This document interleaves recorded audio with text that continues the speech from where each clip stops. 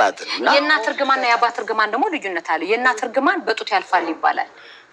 እንዴት በጡት ያልፋል? የእውነት እኮ አዳዲስ ነገር ነው። ምን አይነት እንደሆነ እኮ እንኳን ደህና መጣሽ። የእውነት ዛሬ እንግዲህ የ26ኛ ቀን የገንዘብ ማሰባሰብ ሰይፉ ቀጥታ ምን ያደርጋል? ቁጭ ብሎ ይስማማል፣ ይነጋገራል። ከተነጋገረ በኋላ ስትራቴጂ ያስቀመጠ። የመጀመሪያው ነገር ከተማሪዎች ሴሌክቲቭ የሆኑ አክቲቭ የሆኑ ሀሳብ መግለጽ የሚችሉ ከየክፍሉ ሁለት ተማሪዎችን ወክሎ መረጠ።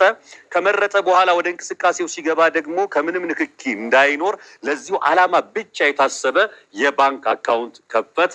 ከከፈተ በኋላ ደግሞ የማሳመን ስራ ተማሪዎች ወደ ጎን ወላጆቻቸውን፣ ዘመዶቻቸውን፣ ውጭ ያሉ ሰዎችን ማሳመን ስራ መስራት ጀመሩ። አስተማሪዎችን በተመሳሳይ ሁኔታ ማድረግ ጀመሩ። ልክ አካውንቱ እንደተከፈተ ደግሞ ትምህርት ቤቱ ባለቤት ወይንም መስራች ደግሞ አይ ከኛ ነው መጀመር ያለበት ብሎ እርሾውን ቴሌግራም ግሩፕ ላይ ተማሪዎች የሚያዩት ግሩፕ ላይ አስቀመጠ። አስተማሪዎች፣ ተማሪዎች ማስታወቂያ እየሰሩ ለተማሪዎችን ሞቲቬት እያደረጉ እያነቃቁ ወደዚህ ዓላማ እንዲመጡ አደረጉ። በርካቶች ወደዚህ ሀሳብ ተሳቡ። እያንዳንዱ ገንዘብ ሲገባ ቴሌግራም ግሩፕ ላይ ስክሪንሻት እየተደረገ ይላካል። ያንን ሲያዩ ወላጆች እርስ በርስ መንፈሳዊ ቅናት፣ ለበረከት መሽቀዳደም መታየት ጀመረ።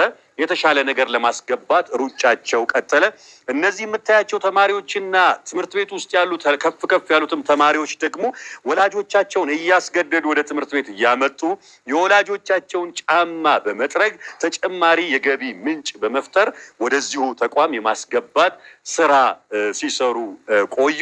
በአጠቃላይ አሁን ያላየነውን ብር ይዘው መጥተዋል። እንዳልነው እንግዲህ ዓላማው ይገዛል። ቅድም እየጠራን ነበር።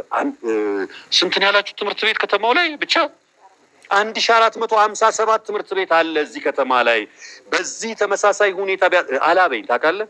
በዚህ ተመሳሳይ ለምን መሰለ እኛ አሁን 22ኛ ቀናችን ነው። አሁን አንዳንዴ ሀሳብ ለማጋባት ነው እንጂ ቅድም ጀምሮ ብለናል። እዚህ ቦታ ውስጥ ቢኒ ራሱ ባለቤት አይደለም። ሁላችንም ባለቤት ነን።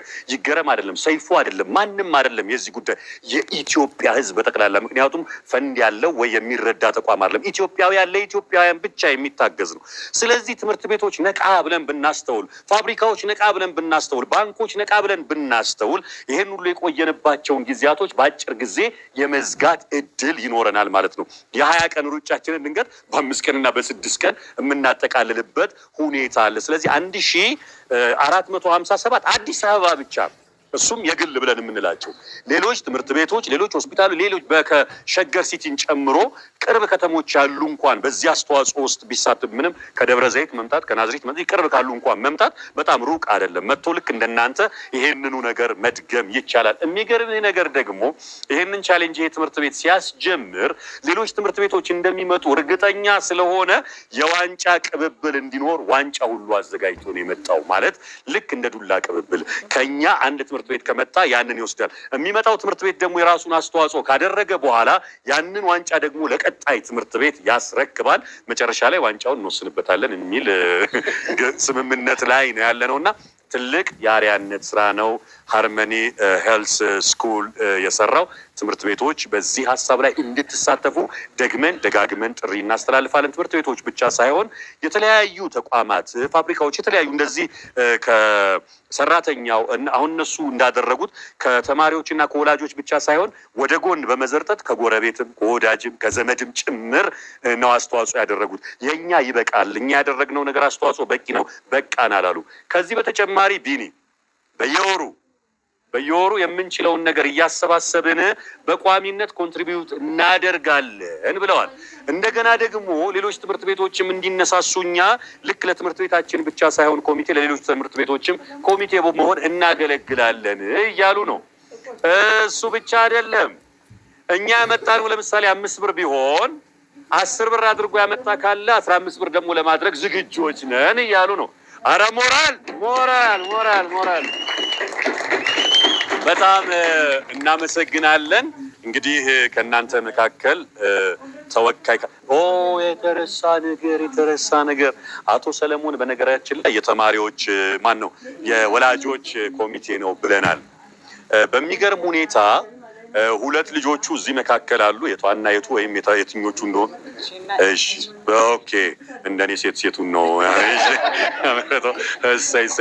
እነዚህ ሁለት ልጆች ደግሞ ከውጪም ቤተሰብ የሚልከውን ወላጅ የሚልከውን አይ አንፈልግም ብለው ከአባታቸው ጋር ከቤተሰብ ጋር ተከራክረው የኚህ የአቶ ሰለሞን ልጆች 140,000 ብር አስተዋጽኦ አድርገዋል። በዚህ ጉዳይ ላይ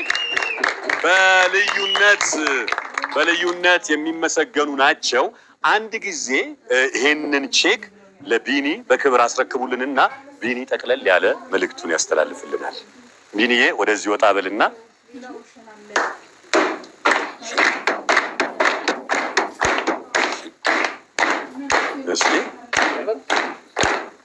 እሺ፣ ማዞር ይቻላል።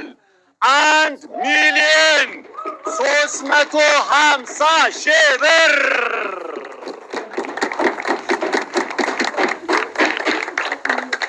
ስንት አለን ልጆች?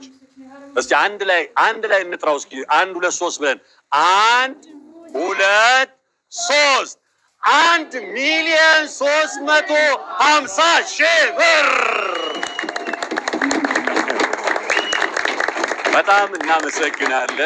በጣም እናመሰግናለን። ቢኒዬ እባክህን አረ ቸኮልኩኝ፣ ይቅር በሉኝ።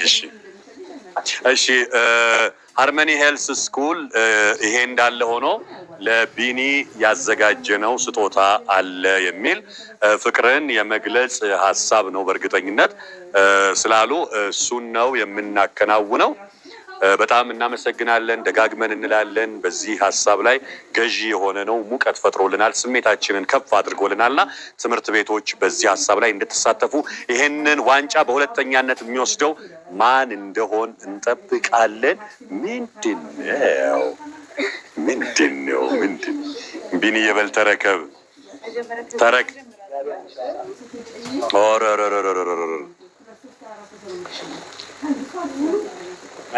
እሺ እኔ እናት ይኸው ትንሽ የምለው ነገር ስላለኝ ነው። እንግዲህ እቺ የምታዩት ጋቢ ዝም ብላ ጋቢ አይደለችም።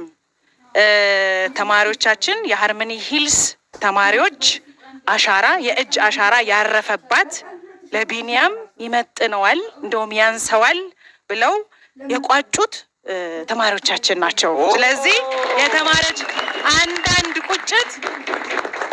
አንዳንድ ቁጭት የልጆቻችን የተማሪዎቻችን የእጅ አሻራ የጣት አሻራ